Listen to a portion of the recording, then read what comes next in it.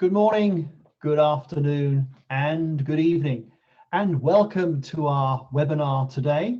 Hello, for those that don't know me, my name is Paul Branch, and I'm the Chief Networking Officer here at World Commerce and Contracting. And do we have an interesting session for you today?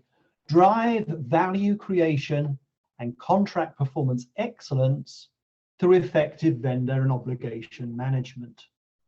So we're partnered today with colleagues from Avenir. So hello to Sunil and to Vikram. Welcome to our session today. We'll be hearing a little bit more from Vikram in just a second, and Sunil even earlier than that. But just to position it for you, as always, you've joined our session today with your lines muted. We absolutely, though, want to hear from you. So please use that Q&A tab at the bottom of your screen to pose questions, and we'll take those to our experts and we'll ask the questions as we go. If it's a more meaty question, we'll have some time at the end for our Q&A slot. You will get a copy of these slides and a link to the recording, so that if you missed anything in the interactions today, you can always go back and listen to our recording. And that's one of the reasons why we keep those lines muted, so that we have a quality recording to share. So without further ado, then let's get into the subject itself.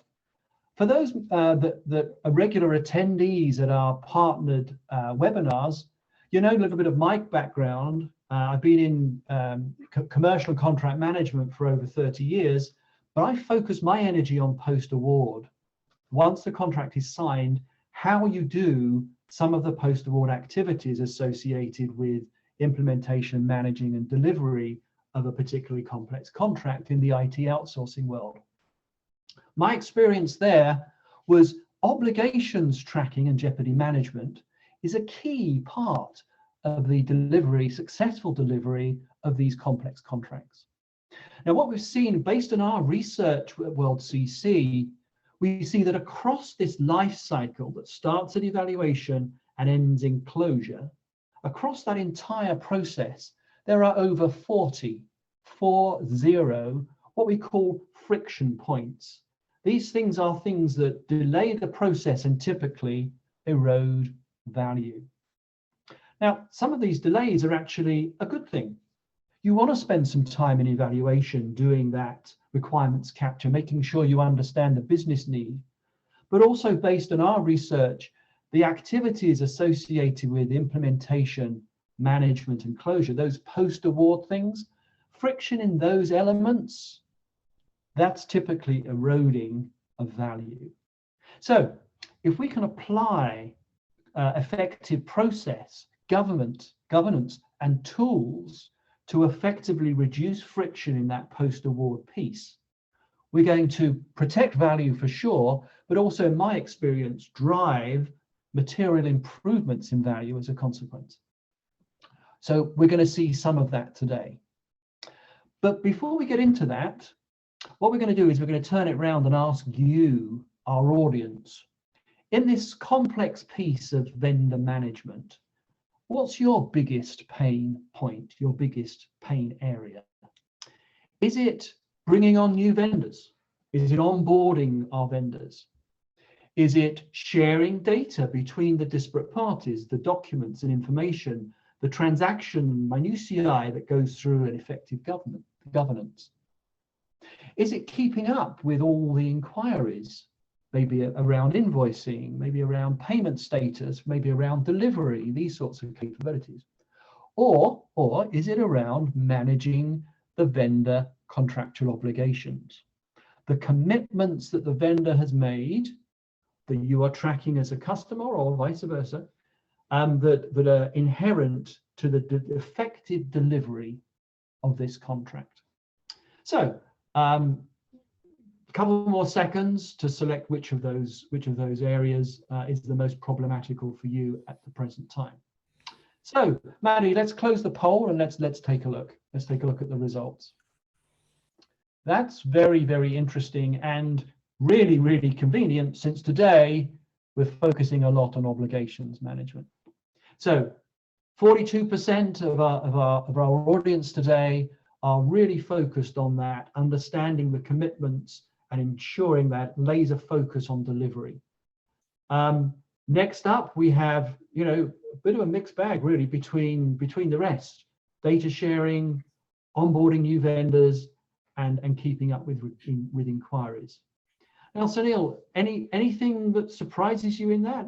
That's pretty much what I was expecting to see. What about you? Yeah, you're right. I mean, I would have expected this as well, Paul.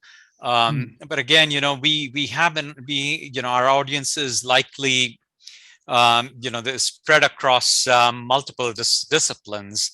And, from my perspective, vendors always want to know how they can do business with you and how they're going to get paid, So I would have expected, a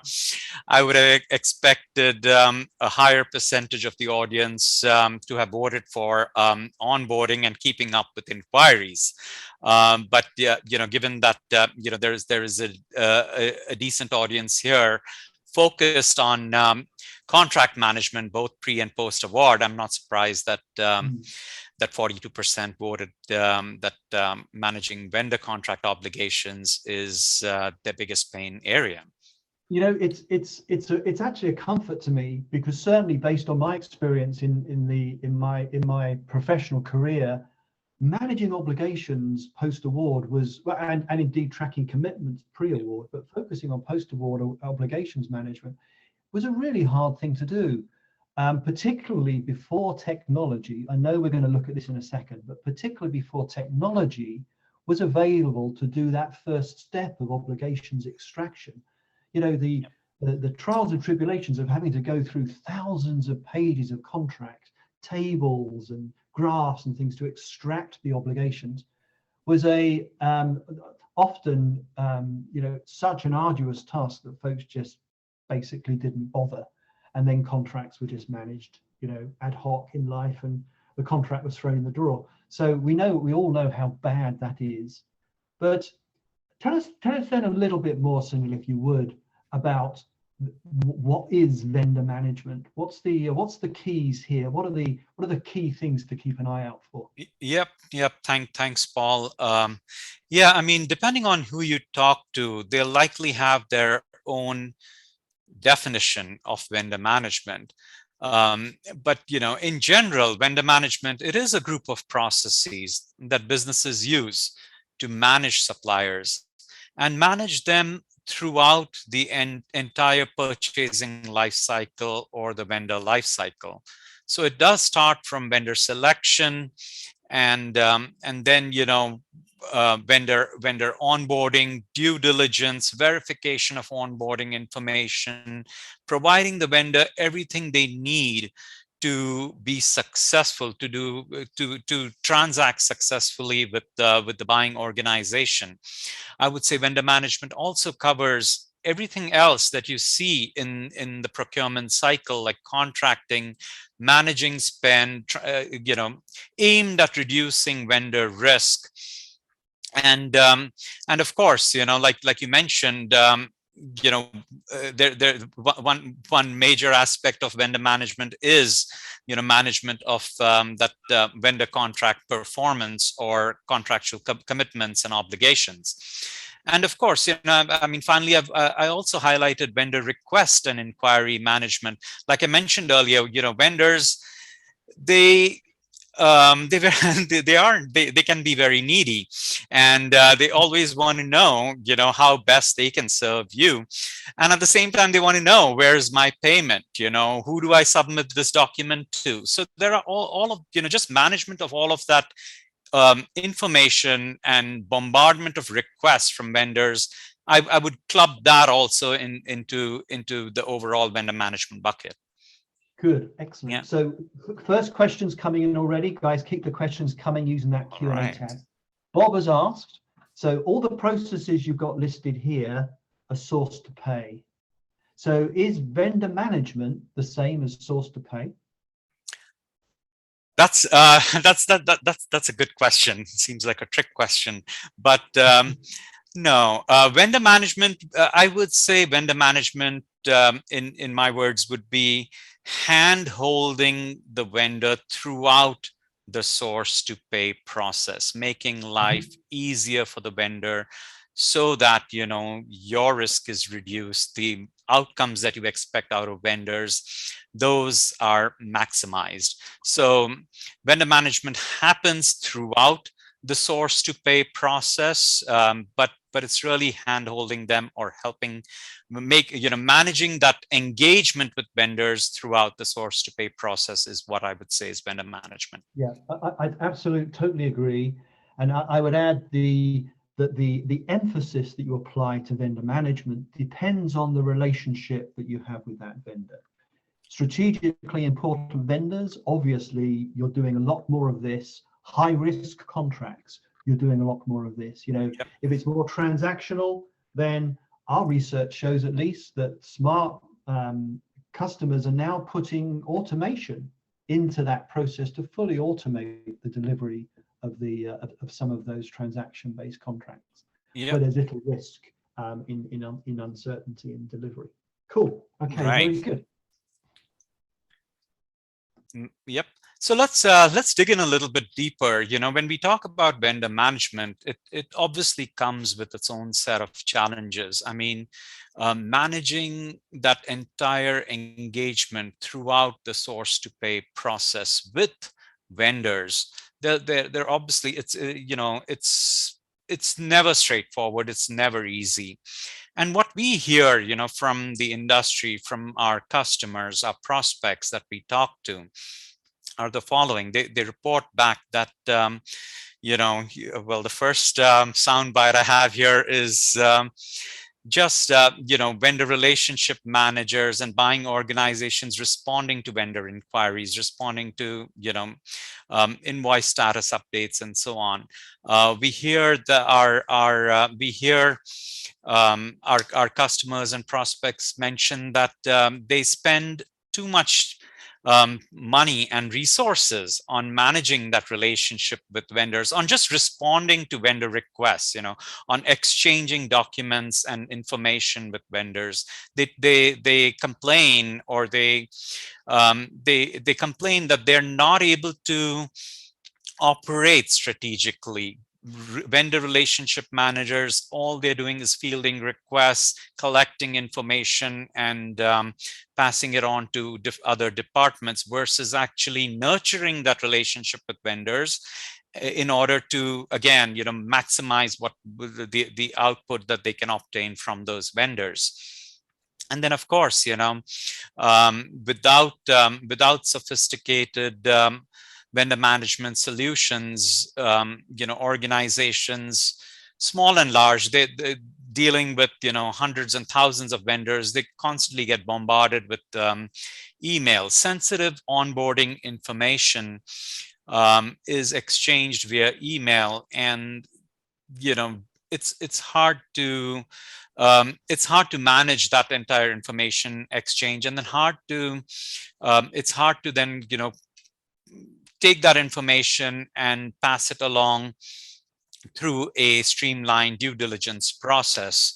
So, I mean, I can keep going on, but clearly, you know, just all the way, you know, from the upstream part of the vendor identification and sourcing area, all the way to contract and post-contract vendor management, we hear about we hear about challenges, and we've called out, you know, clearly the value impact that organizations face due to poor vendor management, i.e., inefficiencies, overspend, revenue leakage, risk. Again, risk is not just business risk. There's regulatory risk involved. There's legal risk involved, and then you know, relationship deterioration.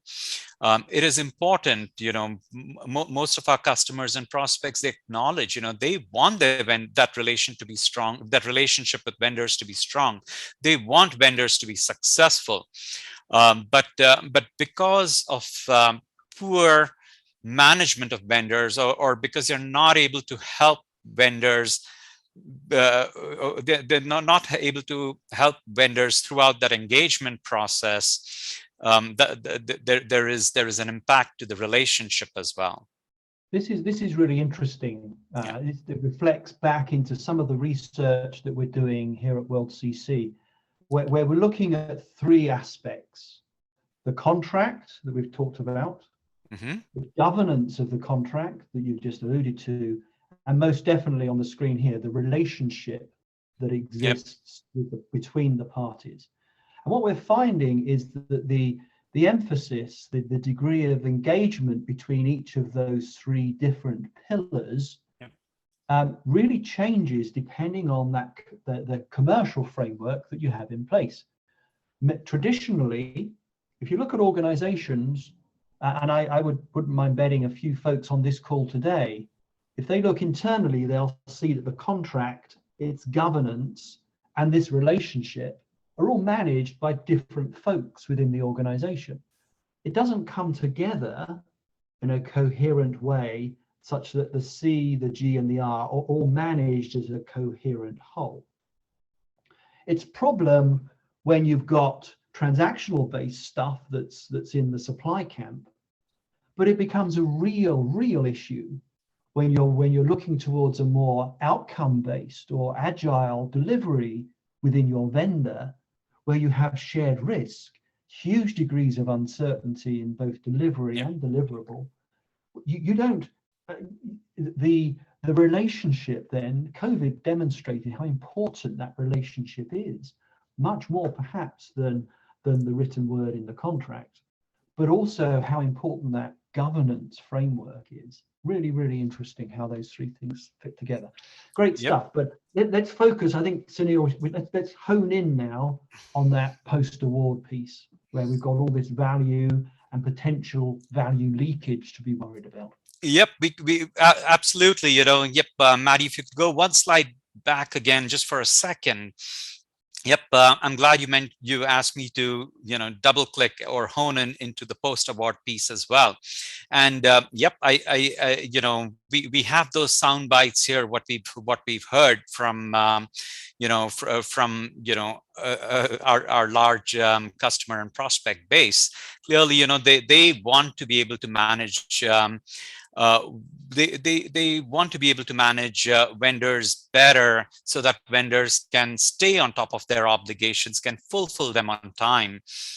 That's clearly something they've called out, and we all know, that when it comes to vendor contract management, the bulk of erosion, 70% of contract erosion occurs post-award, which is basically due to missed obligations or a non-fulfillment of obligations. Yep. And yep, and then Paul, you brought up COVID. So interestingly, the next slide that I have actually talks about that. So we've talked about vendor management challenges across source to pay, but now if we combine those challenges with additional demands, agility demands that market forces have placed upon us. Yes, we went through COVID. We went through 2 years of struggle, of supply chain disruption. There were ongoing regulatory changes. We've seen unemployment, i.e. workforce has moved drastically. Virtual collaboration increased rapidly. All of these external factors are now placing agility demands on businesses. Businesses are asking, how can they intelligently and rapidly find obligations and agreements that have been impacted by these external forces? For example, how can I rapidly go and find all my agreements with force majeure clauses? How can I rapidly inform, thousands of vendors of a new regulatory requirement? Or, hey, COVID, there is a new wave of COVID, and I once again require vendors to adhere to, or to sign a form indicating that whenever they come to they enter my premises, they will make sure that they provide proof of vaccination, or they'll be masked and so on. So how can I rapidly request and review those additional forms and documents in bulk? These are requirements that have surfaced, and I would classify them. These are they're putting additional pressure on the vendor management challenges that already exist, right? And then as things get back to the new normal, how do we, how do I reinstate suspended vendor agreements quickly? How can I make my vendors be more agile and stay on top of everything they have to, and be able to collaborate with them virtually? Because now, guess what? Everyone is working virtually. So so clearly, we've talked about vendor management. Vendor management challenges. Those were traditional challenges, but now those are getting coupled with what we are also seeing in the market as well. I think there's also a shifting emphasis, particularly amongst forward-thinking procurement teams, let's put it that way, who have observed the impact of the pandemic and the paucity of information back into the supply chain, where supply interruptions were the norm certainly for a while.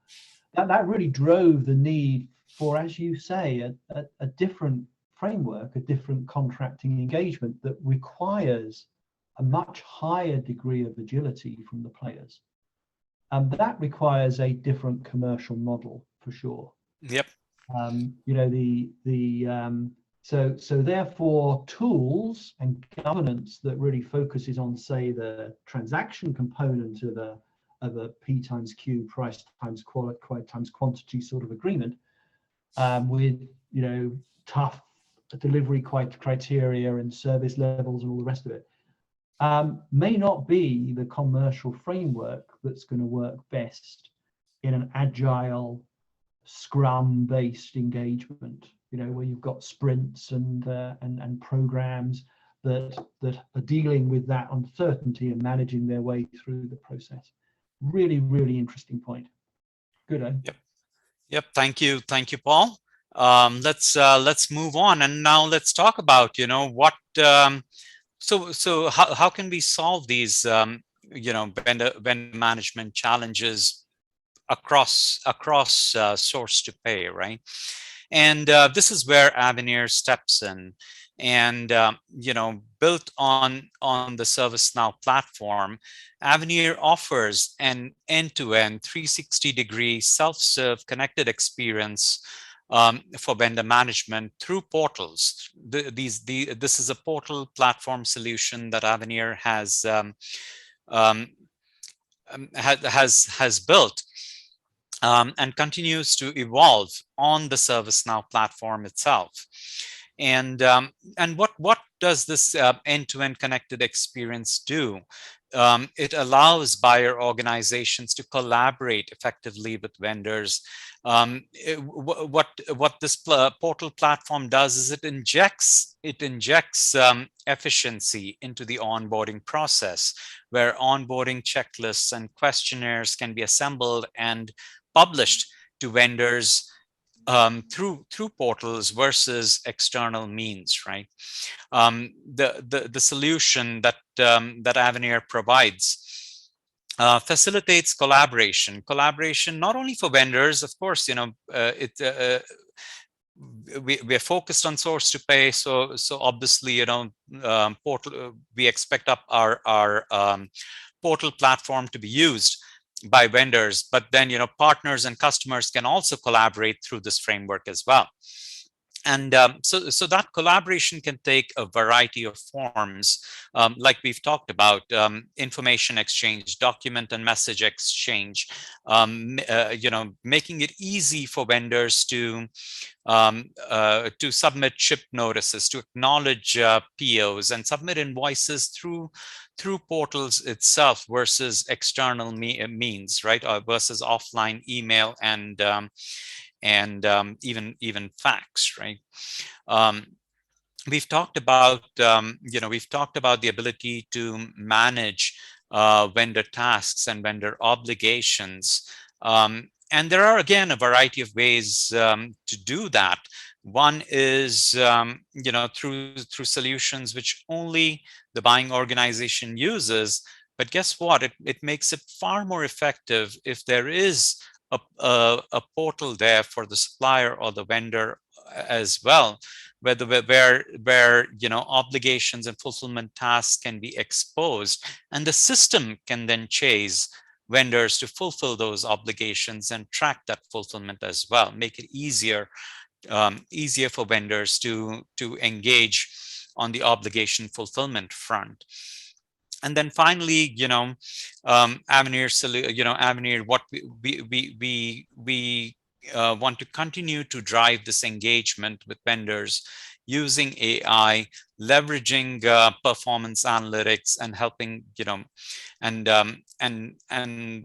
helping with spend and efficiency management across the board using metrics. Yeah. Brilliant. So this is a good map for what to look for in a quality tool. So we've got stacks of questions coming in. So just one point, if I may, and then Antonia has a question. Do you think, Sunil, that interfaces, open interfaces through Open Standards API and no code, low code integrations, are they a prerequisite now? Is that something that you must have in a tool for it to be able to be used to facilitate this collaboration that you've highlighted? Absolutely. I think it is a prerequisite, and we do inherit a lot of that from the ServiceNow platform, to be honest. Mm-hmm. And yeah, I mean, this is ambitious. I mean, there was another question just around contract management and integrating with external CLM tools. Avenir has its own contract management solution, again built on the ServiceNow platform. So there is really no need of integration if there are if there are organizations that are using Avenir's contract management solution. But again, to Paul, to your point, ServiceNow does provide us with that robustness. ServiceNow has an integration framework already available. It's called the Integration Hub, with specialized adapters to multiple systems, just to CRMs and as well as ERPs. And that's a hugely important point. Yep. So maybe not all of our listeners, attendees today, are familiar with the ServiceNow platform. So in a nutshell, could you just paint us that picture? Why is that such an important point for your product? Yep. So ServiceNow, okay, there are a number of questions just popping up out here. But yes, so ServiceNow, you talked about, so ServiceNow is it's called a platform of platforms. It's a workflow platform, and ServiceNow makes it extremely easy to build applications as well as configure workflows to suit a variety of needs. So that's one thing. Then ServiceNow, of course, like we talked about, integration. Now I'll be honest, this is a lot for any organization to go and build out, i.e. enable a 360-degree connected self-serve portal experience. Avenir already has built products in the source to pay space. We have products that enable sourcing, i.e. RFP management, that enable contract management, contract obligation management, and invoice AP processing. However, there is always, in order to deliver that centralized connected experience, our customers and prospects will want a solution that can connect to other systems, that can connect to order management systems, that can connect to e-commerce systems, to ERPs as well. And that is where we leverage the power of the ServiceNow platform that makes this connectivity very, very easy and seamless. Again, like you mentioned, through low code and pre-built specialized integration adapters. Right. So I would encourage folks who are in the market for this sort of capability to make sure that whatever vendor they select, that they have looked very carefully into the open API availability and how fully functioned that is, because that can be a source of material investment otherwise. Yep. So that's a good point. Question from one of our attendees today. Do you have a self-service tool or portal for onboarding of new vendors? Absolutely. Yeah, I think the question was for vendor onboarding only. That is correct. We do. So our vendor management solution can be used to enable only one component or one process or one set of processes. In this entire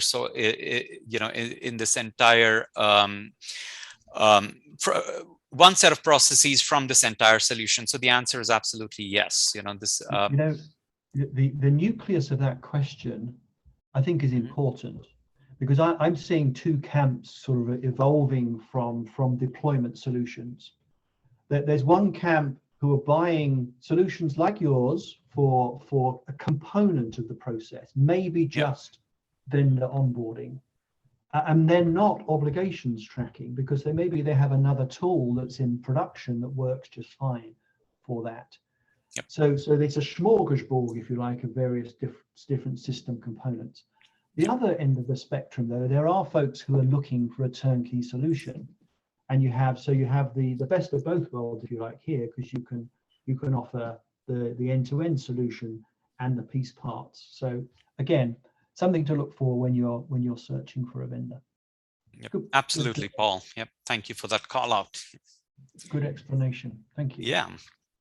So I'm looking at the time, and I think it makes sense to now triple click and get into one key aspect of vendor management, which is obligation management.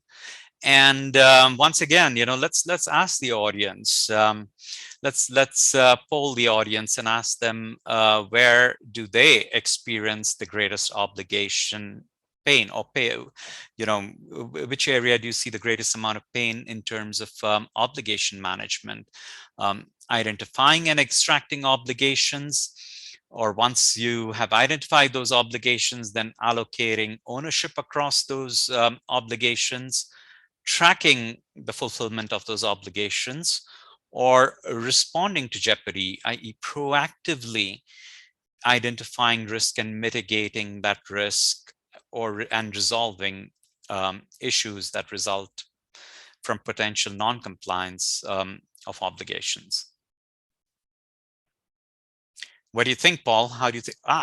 Okay, well, we didn't get.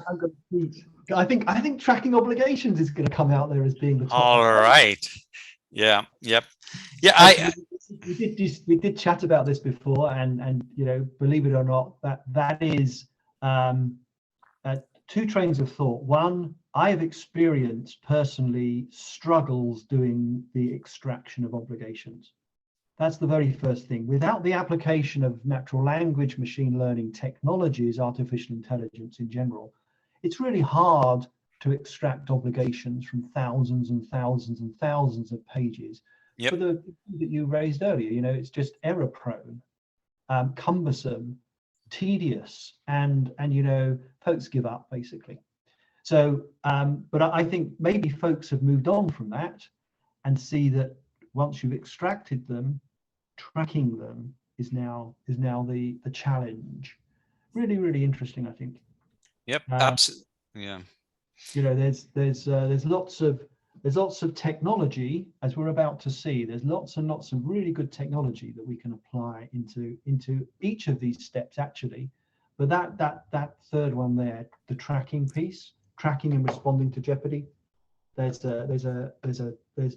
we have a tool for you, right? Let's hear a little bit more about the capability. Yeah, we'll get into that, and you know, just along you know, some of the statistics here that are displayed, that we pulled from different from research that was conducted, actually once again emphasizes the need for obligation management. I mean, you know, 90% of organizations surveyed in the IACCM research recognize the importance and effectiveness of post-award contract and relationship management. Again, you know, organizations are experiencing an ongoing increase in the number of obligations that they have to manage on a day-to-day basis. So it looks like, you're right, it looks like, you know, identifying obligations, yes, it is a pain, but then more important than that is, you know, the tracking of those obligations as well, right? And we've already called out that, hey, yep, 70% of contract erosion occurs post-award when obligations are not tracked and fulfilled on time. Yep. So yep, let's move on, and then we can talk about you know, solutions that can come to the rescue. Once again, I'm looking at the time, but yeah, while we are on this topic of obligations and management of obligations, obligations can be pretty complicated. They come in all shapes and sizes.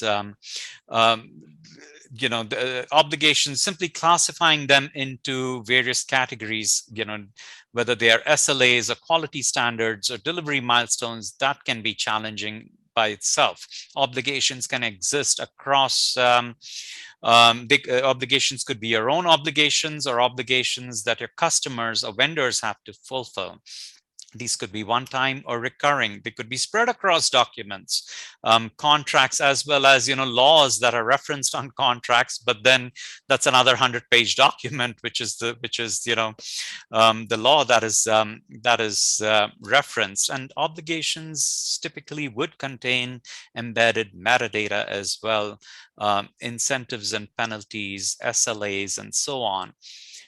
You've already mentioned, Paul, in our conversation earlier, that obligations are worked on by a variety of folks. You know, there's one team that may be responsible for, first of all, setting up those obligations and including them on agreements. But then beyond that, you know, obligations have to be assigned to different teams. This could be legal, this could be finance, and so on. So there's a lot going on here with obligations, and I'm sure, you know, everyone agrees that it's hard, you know, not just to, it's not only hard to manage the obligation extraction and tracking and fulfillment process, but also working through all of these complexities that are embedded in obligations. Yeah, totally. And my experience is also that if you do this in implementation at the start of the agreement, before you go into production, you have a steady state governance framework in place, then you've set the stage for a successful management throughout the life of the contract. If you delay even a few weeks, or worse, few months, or until you're actually into operation, and then you start to try and put in place this effective obligations tracking, you're always on the back foot for the potentially for the life of the agreement. So I can't underpin how important this sort of stuff is. Being able to segment the obligations into these categories, identify the ownership, who you're going to hold accountable within the organization to deliver the obligation, and then manage them in an effective way with some of the best tools that I've seen use elapsed performance, what happened on other contracts, as a predictor of what's going to happen on this one, so that maybe if service levels are always an issue in this particular piece, focus on service levels. Have that as a priority obligation that you put under the microscope. but use intelligence from prior engagements, understanding your risk profile to then do that with common sense and efficiency. Tracking obligations can get really expensive if you try and do them all at once, and that's not necessary. Really interesting. Good, eh? Yep. So finally, what would a world-class solution look like that helps with contract and obligation management? I don't want to sound overconfident, but we are trying to get there. Avenir does offer a solution that helps manage contracts, both pre and post award management of contracts. And our contract and obligation management solution, it contains pretty much all the elements that you would expect out of a robust CLM solution. Redlining, authoring, clause library management, contract negotiation workflows, contract lifecycle workflows, and so on and so forth. But in addition to that, what we do is we leverage AI and NLP to actually extract obligations and identify those obligations, and then help you manage that obligation life cycle, i.e. Create tasks, create fulfillment tasks associated with obligations, assign those obligations and fulfillment tasks to teams that are supposed to work on them, and chase vendors or customers for fulfillment. And then we all obviously also help with that tracking and reporting of those obligations as well. Yep. With that, I am going to actually turn it over to Vikram to delight us with a glimpse into our obligation management solution that would help with overall vendor management. Yeah. Perfect. Hey, Sunil and Paul, thank you very much for that wonderful context. And I will now bring my screen up on live. Hi guys, this is Vikram from Avenir. I manage pre-sales at Avenir, and I'm excited to be here to follow up on everything that you've heard from Paul and Sunil here today. And so I'm going to quickly run you through a brief demonstration on see how we can help you address all of these challenges, or by using this tool. And I'd like to go back to a statement that was made by Paul. Paul, you made the statement right at the beginning of today's session that before good technology was available, it was very difficult for you to manage obligations, identify obligations and manage them. So what we've done here is we've gone ahead and built this tool, which you can see today. This is called Obligation Flow. This tool makes it very easy to help you manage your obligations and also track obligations on an ongoing basis. But let's, of course, right now we are on the dashboard. We will definitely come back to this. Let's quickly switch to a different view. So here's an example of a contract. Okay, this is a contract on the left side. It's a master service agreement. It's pretty lengthy. It's a pretty big contract. It's a kind of contract that you generally would expect to see. And this is about a 100-page contract. And if you already know that it's time consuming just to read through this contract once it's signed and identify what are the obligations that you want to track, put them in an Excel sheet. It's painful. And you're spending a lot of hours of man hours there, person hours there. So what we've done is made that process totally automated using state-of-the-art artificial intelligence models, which we have developed in-house by our own R&D team. So as you can see here, you can upload any contract into our solution, hit this button here that says Discover Obligations, and in just a matter of minutes, it just lists down all the language in this contract that it identifies as obligations. So for example, the very first one here says a supplier must provide reports to Northstar at specific times. Now you can just click into this obligation and see where exactly in the contract it picked that obligation from, and get more context around what this obligation is about from the text above and below that, right? So it really helps you. It not just extracts obligation, but it links back to the contract itself. So it helps you, retain that context as well. And so this is all totally automated, and our AI is very accurate in being able to identify the right obligations. Of course, you can then review these obligations and decide whether you want to track this or not. Now, in this case, I decided to track this, and that's why it's blue. And you can define priorities. You can assign who's going to be the accountable person for this. Jon Snow here, who's the responsible person for this. So this is Melissa. So kind of like two ownerships. It's like the 4I principle, which just works better in terms of managing compliances, right? You want 4 eyes to monitor these obligations. And then this obligation has been categorized as record keeping and reports, and a subcategory of quarterly reports. Now, this is again very helpful for your reports and charting, as well as to drive specific workflows. Like different obligations that belong to different categories can have different workflows. Some may require some approvals and things like that. So this is again very helpful. So to the 32% of you that responded to the poll, where you said that identification and extraction was a key challenge, and also to the 6% that said that allocation of ownership as well as classification was a challenge. So this addresses all of your problems and concerns. And once these obligations have been extracted and classified for each contract, these obligations then show up here on the dashboard, which is the home screen or the landing page as soon as you log into our application here.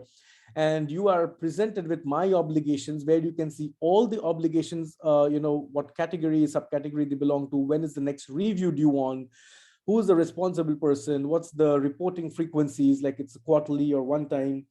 And so this helps you constantly monitor and keep track of every obligation across all your contracts, across all your vendors. And so again, this 47% of you responded to that poll saying tracking obligations is a big pain, but not anymore with this My Obligations. As contracts are uploaded into the system and as obligations are extracted, those obligations automatically start feeding into this dashboard here, and you immediately start getting that visibility. Now, interestingly, I have one obligation here that's a data protection obligation, something related to GDPR. John is responsible for it, and it seems to be in jeopardy. And that status lets me know that there's something wrong here, or, it could be two things, right? Either this obligation review was missed, or the results, the review was done and the results were adverse. So in this case, what you could do is simply click into this obligation and, quickly notify the owner of this obligation to take some action, type in a few comments or a notes. So and that helps you to immediately respond to these kind of situations. So here's the workflow task that is associated with that particular obligation. So you can just go into that workflow task, and you see the fulfillment status here is, it says pending, but that obligation was in jeopardy. So you can just type in a note here, hey, please take care of this. There's some special note over here, and just flag and notify the owner by clicking this button here that automatically sets this status to in jeopardy. And not only that, what it also would do is, so there you go, it set status in jeopardy, and it now sends an email notification to the responsible person so that that person can take some action, and that person can then come into this task and see the note and then take necessary action. So in terms of tracking obligations, 47% of you said that that's a big challenge. And so we are completely solving that problem by making that automated and giving you a dashboard where obligations just show up automatically. And in terms of responding to jeopardy, there's 15% of you that said that that's a problem. And so we can define these workflows that help you address that aspect of managing the obligations. Vikram, we've got a question that's come in regarding this ability to allocate an owner. I believe we saw an accountable and a responsible person. Understood. So you had these 4 eyeballs. Got that. How though is the question is how though are those folks identified? Does the software identify them, or is that something that's done manually? Yeah, for each? those can be done in both ways. I mean, it could be identified manually by the user who's reviewing the obligations that have been extracted by the system, or Mhm. it can be rules driven. So we do have a very powerful business rules engine, which can be used as well to, automate some of those category and subcategory determinations based on some of the key elements within the obligation itself. So both options are possible. Okay, thank you. Very good. Thanks, Paul. And that brings me to the end of my presentation. So thank you. Over back to you, Maddie or Sunil. You know, I just as a piece of feedback, as a practitioner in this space, a tool like this, not necessarily this, but a tool like this that pulls out obligations would have saved hundreds and hundreds of man hours of energy in what was in that implementation phase. There's huge focus to get on with it. And there's little time to spend plowing through documents to extract obligations in advance of getting into production. So how important it is to be able to do that reliably, efficiently, and accurately using technology. But Vikram, just a finisher from you perhaps. The technology is not 100% accurate, at least in my experience, is not 100% accurate. So what do you deal with? How do you deal with the things, the tools not too sure about? Maybe it's had trouble interpreting a table, or there's something that requires a bit more manual effort. Is there a way that can be audited by a human to make sure that it's fit for purpose? Yes. So it starts here when the obligations are extracted, and as you rightly said, Paul, artificial intelligence does a great job, but of course there is going to be a limit to its accuracy. It's never going to be 100% accurate, and that's the reason why the first thing that the user needs to do is review these obligations. So you will see here that out of all of these obligations that were extracted, one of them is a green tick mark, which is this is the one which I reviewed, and I decided that yes, I want to actually track this obligation. This has been extracted correctly. And likewise, I can go into all of these others, and if they all have been extracted correctly, if not, I can make some changes here. Like if for example, I can change the priority, I can change the ownership, I can change the classifications, and then I can go ahead and hit save. And as soon as I save, that's when this obligation becomes obligation that's going to be tracked, like the one above. But in the longer term, if there are certain obligations that you specifically want the system that should be able to flag it to you and extract, we also have question library. So the question library is part of this application. It's the obligation library is part of this application. So these serve as reference obligations. So whenever a contract has something that's similar to that reference obligation, our AI model is going to be able to extract that. Now, I'd like to call out that that's not a word-by-word matching. It really the AI actually takes the underlying intent of the obligations in this library and then tries to identify whether that exists in the contract or not. Got it. Okay, one more question, and then I think we'll hand back to Sunil.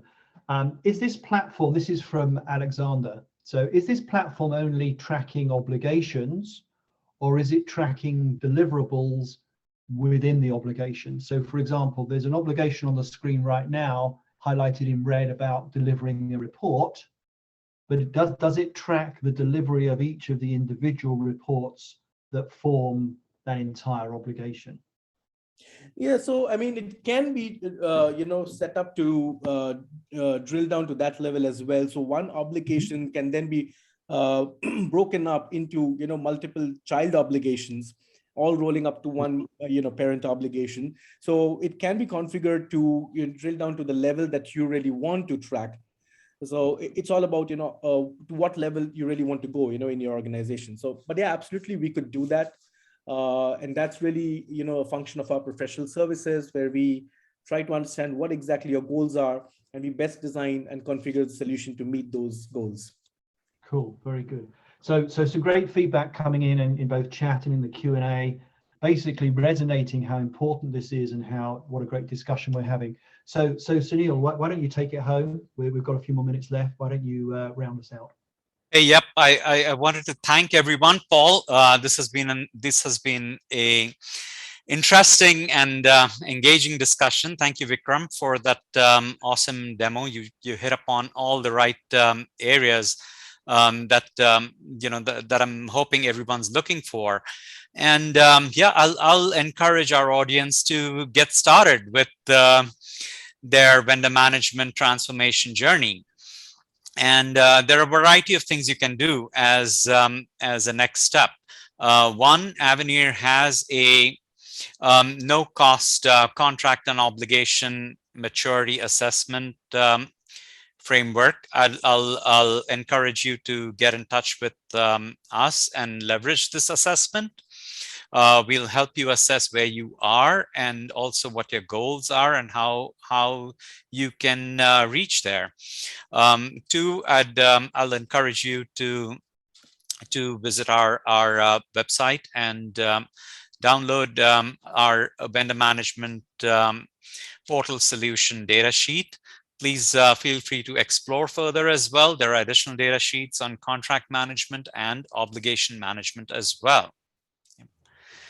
With that, I just want to once again, thank everyone for for their time and for all the interesting questions and comments in chat. We do have a few more minutes left for a few more questions, and we have a stack in the hopper. So let's bring them on. So the first question's actually from me. I'd like to know what, based on in your experience, what's the key benefit of effective obligations management in the vendor space? If you had to say here's the elevator pitch for obligations tracking in the vendor space, what would it be? The key benefit would be, I would say it would be focused on minimizing spend and being able to serve your own customers. To be able to, it would be the ability to manage your business more efficiently and effectively and serve your customers in a better way. I.e., yeah, I'm going to go longer than an elevator pitch out here. But we want vendors to be successful. We want vendors to keep up with their obligations and fulfill those obligations and deliverables so that we can minimize costs and we can serve our customers better and maximize the value that we are providing to our customers, right? So that's how I would indicate the importance of effective obligation management. I'd also play into that the ability to mitigate, to control and mitigate risk. Absolutely. Seeing, the discussion that we had earlier about COVID, uncertainty is with us. It's a nature of the work in which we engage, particularly in some of our industries which there is inherent risk: oil and gas, pharmaceuticals, banking and finance. Huge amounts of risk in those segments, and being able to then ensure the effective delivery of these obligations post award creates what I see as being a positive spiral. You're on top of your obligations to the extent that you're coming back, and the vendor is holding the customer accountable. To enable us to do X, Y, and Z, you said that you would do this. We're telling you in advance, but it's a getting on. How are you doing? Let's work together. Let's collaborate.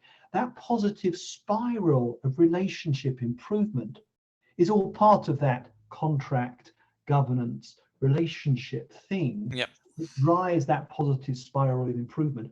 That's how you then get that customer to bring the new requirement to you as a vendor, increasing your share of wallet with that customer. These are the key pieces of why a vendor would be so enthusiastic to engage in effective obligations management as well. Yep, Paul, I love I'm going to steal your, spiral of of positivity phrase in the future, but absolutely that makes sense, and really that's what I was also getting to, right? I mean, with effective vendor management through obligations, management of that risk, that spiral continues, and then you're able to serve your customers better, and then maximize the value that you are providing out of your business. Yep.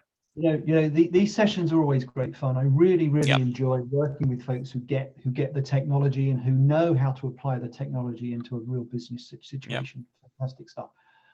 Where did the hour go? We're out of time. Sunil and to Vikram, thank you so much for your energy today, but also to our audience. Great questions, great engagement, really thoughtful comments. So thank you so much for those as well. But please do enjoy the rest of your day. Thanks, guys. Take care now. Bye-bye. Thank you.